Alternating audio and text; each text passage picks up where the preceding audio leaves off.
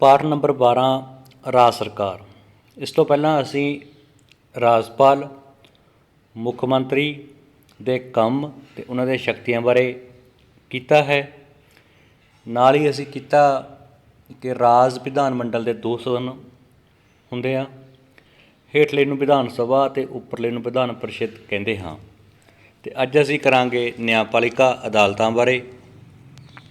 ਭਾਰਤ ਦੇ ਨਿਆਇਕ ਪ੍ਰਬੰਧ ਅਧੀਨ ਹਰੇਕ ਰਾਜ ਵਿੱਚ ਇੱਕ ਹਾਈ ਕੋਰਟ ਦੀ ਵਿਵਸਥਾ ਕੀਤੀ ਗਈ ਹੈ।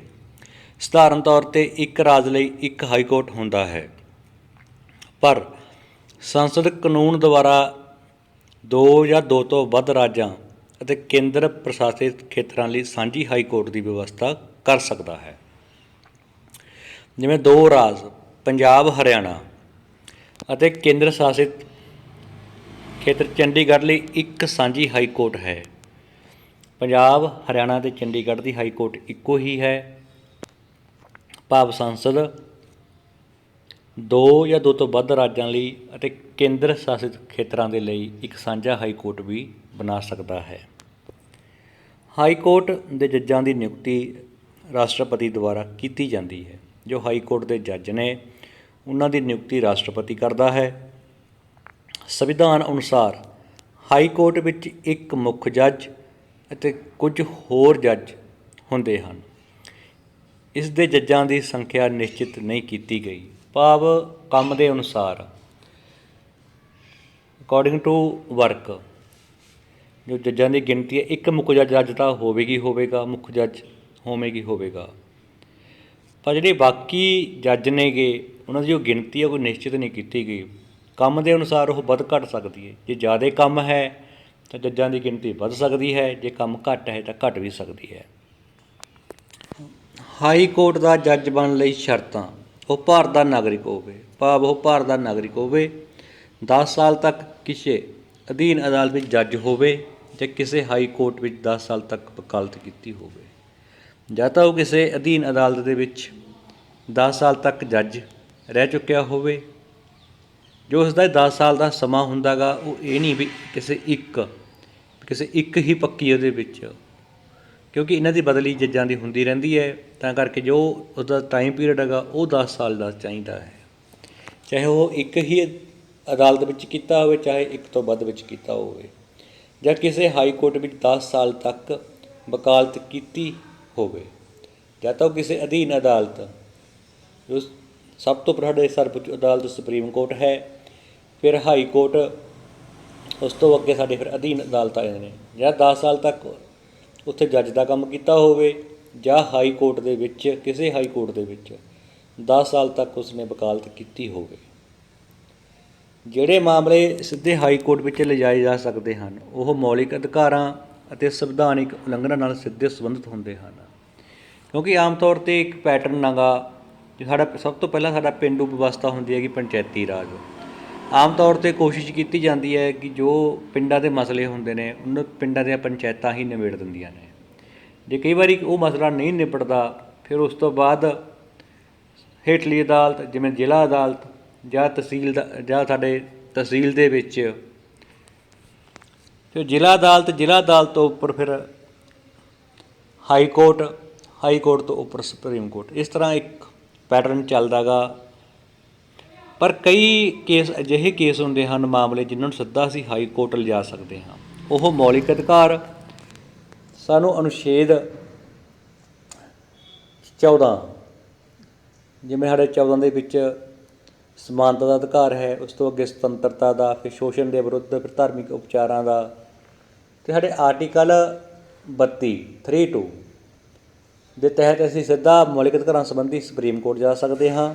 ਅਤੇ ਆਰਟੀਕਲ 226, ਅਨੁਛੇਦ 226 ਦੇ ਤਹਿਤ ਅਸੀਂ, ਜੇਕਰ ਸਾਡੇ ਕਿਸੇ ਮੌਲਿਕ ਅਧਿਕਾਰ ਦੀ ਉਲੰਘਣਾ ਹੁੰਦੀ ਹੈ, ਵਰਤਮਾਨ ਸਮੇਂ ਸਾਡੇ 6 ਮੌਲਿਕ ਅਧਿਕਾਰ ਨੇ, ਜੇ ਉਹਨਾਂ ਮੌਲਿਕ ਅਧਿਕਾਰਾਂ ਵਿੱਚੋਂ ਕਿਸੇ ਮੌਲਿਕ ਅਧਿਕਾਰ ਦੀ ਉਲੰਘਣਾ ਹੁੰਦੀ ਹੈ, ਤਾਂ ਅਸੀਂ ਅਨੁਛੇਦ ਆਰਟੀਕਲ 226 ਦੇ ਤਹਿਤ ਸਿੱਧਾ ਹਾਈ ਕੋਰਟ ਜਾ ਸਕਦੇ ਹਾਂ। ਅਤੇ ਸੰਵਿਧਾਨਕ ਉਲੰਘਣਾ ਨਾਲ, ਜਾਂ ਕੋਈ ਸੰਵਿਧਾਨ ਦੀ ਉਲੰਘਣਾ ਨਾਲ ਹੋਵੇ ਕੋਈ ਤਾਲੁਕਾਤ, ਸਿੱਧਾ ਅਸੀਂ ਹਾਈ ਕੋਰਟ ਜਾ ਸਕਦੇ ਹਾਂ। ਕਿਉਂਕਿ ਜੋ ਸੰਵਿਧਾਨ ਦੀ ਅੰਤਿਮ ਵਿਆਖਿਆਕਾਰ ਹੁੰਦੀ ਹੈ, ਉਹ ਸਾਡੀ ਨਿਆਂਪਾਲਿਕਾ ਹੀ ਹੈ।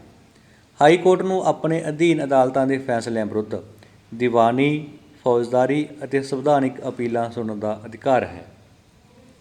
ਜੋ ਅਧੀਨ ਅਦਾਲਤਾਂ ਨੇਗੀਆਂ ਉਹ ਫੈਸਲਾ ਕਰਦੀਆਂ ਨੇ। ਫਿਰ ਜੇਕਰ ਕੋਈ ਵੀ ਉਸ ਫੈਸਲੇ ਨਾਲ ਸੰਤੁਸ਼ਟ ਨਹੀਂ ਹੈ, ਫਿਰ ਉਹ ਦੀਵਾਨੀ ਹੋਵੇ, ਸਿਵਲ, ਫੌਜਦਾਰੀ, ਕ੍ਰਿਮੀਨਲ ਅਤੇ ਸੰਵਿਧਾਨਿਕ ਅਪੀਲਾਂ, ਕੌਂਸਟੀਟਿਊਸ਼ਨਲ ਅਪੀਲ ਸੰਬੰਧੀ ਹੋਵੇ ਤਾਂ ਉਹਨਾਂ ਦੇ ਵਿਰੁੱਧ ਵੀ ਅਪੀਲ ਸੁਣਨ ਦਾ ਅਧਿਕਾਰ ਹੈ ਹਾਈ ਕੋਰਟ ਨੂੰ।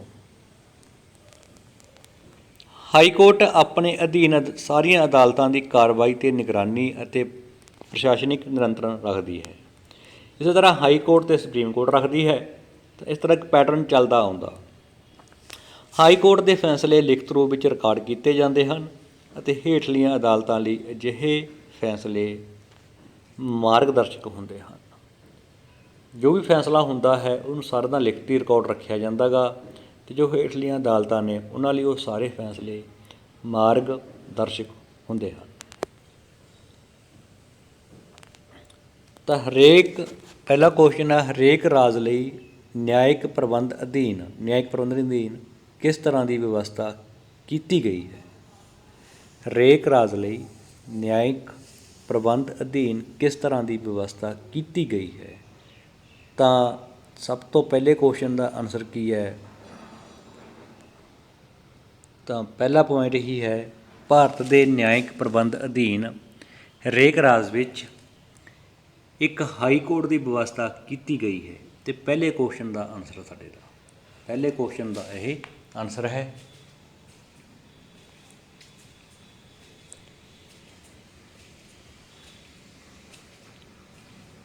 ਤਾਂ ਉਸ ਤੋਂ ਅਗਲਾ ਕੁਐਸਚਨ ਹੈ, ਪੰਜਾਬ ਦਾ ਹਾਈ ਕੋਰਟ ਕਿੱਥੇ ਸਥਿਤ ਹੈ? ਤਾਂ ਚੰਡੀਗੜ੍ਹ। ਦੂਜੇ ਕੁਐਸਚਨ ਦਾ ਆਨਸਰ, ਜੋ ਪੰਜਾਬ ਦਾ ਹਾਈ ਕੋਰਟ ਹੈ ਉਹ ਸਾਡੀ ਪੰਜਾਬ ਹਰਿਆਣਾ ਦੀ ਰਾਜਧਾਨੀ ਚੰਡੀਗੜ੍ਹ ਵਿਖੇ ਸਥਿਤ ਹੈ। ਚੰਡੀਗੜ੍ਹ।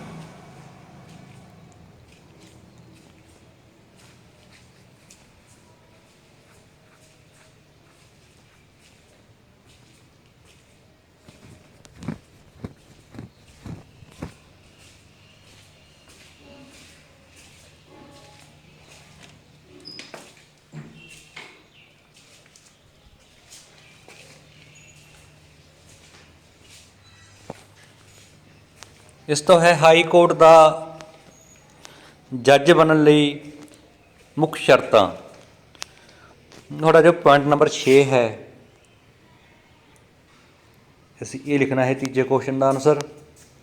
ਉਹ ਭਾਰਤ ਦਾ ਨਾਗਰਿਕ ਹੋਵੇ, 10 ਸਾਲ ਤੱਕ ਕਿਸੇ ਅਧੀਨ ਅਦਾਲਤ ਵਿੱਚ ਜੱਜ ਹੋਵੇ ਜਾਂ ਕਿਸੇ ਹਾਈ ਕੋਰਟ ਵਿੱਚ 10 ਸਾਲ ਤੱਕ ਵਕਾਲਤ ਕੀਤੀ ਹੋਣੀ ਜ਼ਰੂਰੀ ਹੈ। ਸਾਡੇ ਕੁਐਸਚਨ ਨੰਬਰ 3 ਦਾ ਆਨਸਰ ਹੈ। ਸਾਡੇ ਕੁਐਸਚਨ ਨੰਬਰ 3 ਦਾ ਇਹ ਉੱਤਰ ਹੈ।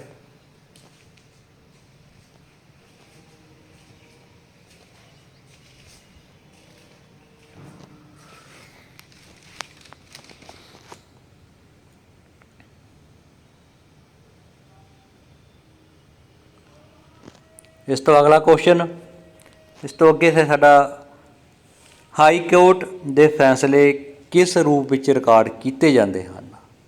ਤਾਂ ਹਾਈ ਕੋਰਟ ਦੇ ਫੈਸਲੇ, ਪੁਆਇੰਟ ਨੰਬਰ 10, ਹਾਈ ਕੋਰਟ ਦੇ ਫੈਸਲੇ ਲਿਖਤ ਰੂਪ ਵਿੱਚ ਰਿਕਾਰਡ ਕੀਤੇ ਜਾਂਦੇ ਹਨ। ਇਹ ਚੌਥੇ ਕੁਐਸਚਨ ਦਾ ਆਨਸਰ ਹੈ।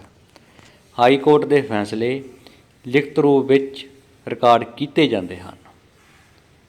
ਇਹ ਪੁਆਇੰਟ 10ਵਾਂ ਪੁਆਇੰਟ ਹੈ, ਇਹ ਕੁਐਸਚਨ ਨੰਬਰ 4 ਦਾ ਉੱਤਰ ਹੈ। ਹਾਈ ਕੋਰਟ ਦੇ ਫੈਸਲੇ ਲਿਖਤ ਰੂਪ ਵਿੱਚ ਰਿਕਾਰਡ ਕੀਤੇ ਜਾਂਦੇ ਹਨ।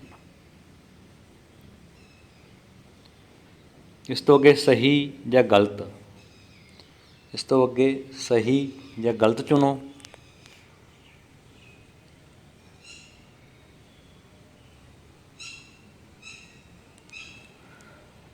ਹਾਈ ਕੋਰਟ ਦੇ ਜੱਜਾਂ ਦੀ ਨਿਯੁਕਤੀ ਰਾਸ਼ਟਰਪਤੀ ਦੁਆਰਾ ਕੀਤੀ ਜਾਂਦੀ ਹੈ।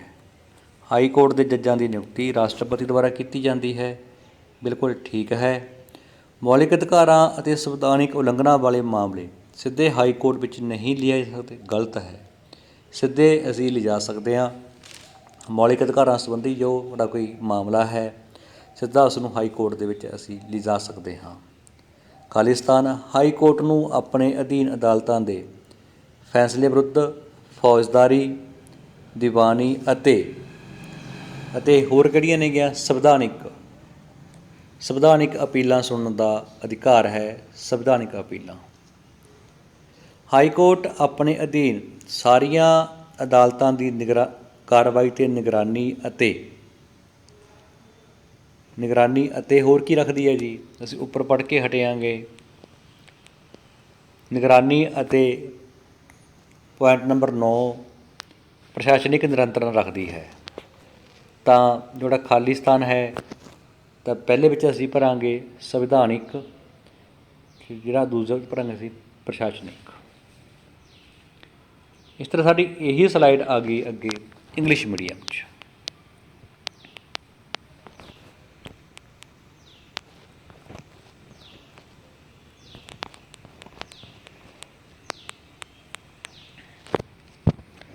ਇਸੇ ਤਰ੍ਹਾਂ ਪਹਿਲੇ ਕੁਐਸਚਨ ਦਾ ਸਾਡਾ ਜੋ ਆਨਸਰ ਹੈ ਇੰਗਲਿਸ਼ ਮੀਡੀਅਮ ਦੇ ਵਿੱਚ,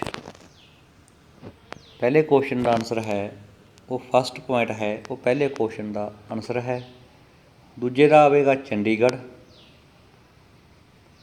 ਫਸਟ ਪੁਆਇੰਟ ਪਹਿਲੇ ਕੁਐਸਚਨ ਦਾ ਆਨਸਰ ਅਤੇ ਚੰਡੀਗੜ੍ਹ ਦੂਜੇ ਕੁਐਸਚਨ ਦਾ ਆਨਸਰ। ਚੰਡੀਗੜ੍ਹ ਆਵੇਗਾ ਦੂਜੇ ਕੁਐਸਚਨ ਦਾ ਆਨਸਰ। ਥਰਡ ਕੁਐਸਚਨ ਦਾ ਆਨਸਰ ਆਵੇਗਾ 6 ਪੁਆਇੰਟ। ਜੋ 6 ਪੁਆਇੰਟ ਹੈਗਾ ਉਹ ਥਰਡ ਕੁਐਸਚਨ ਦਾ ਆਨਸਰ ਹੈ। ਥਰਡ ਕੁਐਸਚਨ ਦਾ ਆਨਸਰ ਹੈ।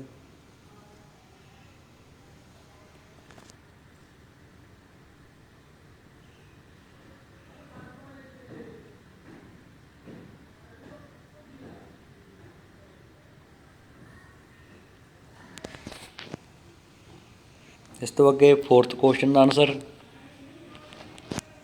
ਤਾਂ ਜੋ ਫੋਰਥ ਕੁਐਸਚਨ ਦਾ ਆਨਸਰ ਹੈ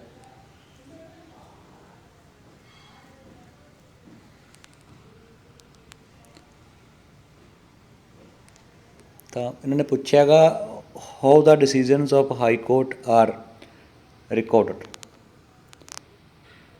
ਤਾਂ ਇਟਸ ਡਿਸੀਜ਼ਨਸ ਆਰ ਰਿਟਨ। ਤਾਂ ਫੋਰਥ ਕੁਐਸਚਨ ਦਾ ਆਨਸਰ ਸਾਰੇ ਰਿਕਾਰਡ ਦੇ ਰਿਟਨ ਹੁੰਦੇ ਨੇ। ਫੋਰਥ ਕੁਐਸਚਨ ਦਾ ਆਨਸਰ ਹੈ ਫੋਰਥ ਕੁਐਸਚਨ ਦਾ ਆਨਸਰ। ਇਸ ਤੋਂ ਅੱਗੇ ਟਰੂ ਫਾਲਸ।